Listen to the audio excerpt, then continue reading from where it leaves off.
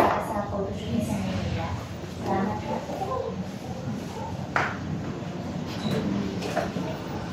Manila? Opo na, may nakita akong model sa Manila. Medyo din yung pikitain doon kayo. Para naman nakapagkino ko magpapagtabi ng konti para makapag-aral si Grace ng college. Sabi ako.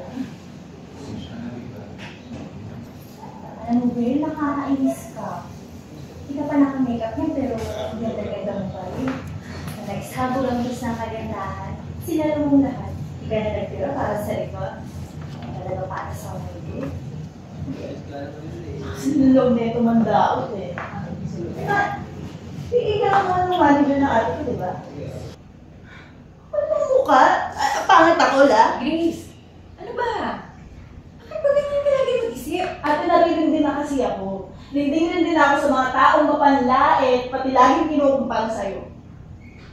Ano porket ikaw artistahin ka, beauty queen, ako hindi?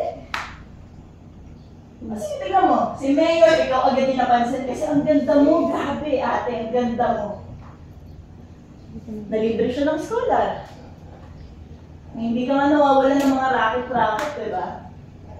Kahit sa mga lalaki mo ate, hindi ka nababakate. Ako, na NBSB, no boyfriend since birth. Grace, hindi ka dapat mainggit. Makipagkompetensya sa atin mo. May sarili kang ganda at talino. Ano mo ang kailangan mo? Ha? Maniwala ka sa sarili mo.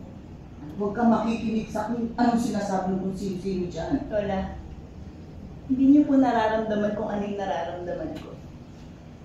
Dahil hindi naman po kayo yung pinukot siya at laging pinapahiya ng mga tao, di ba?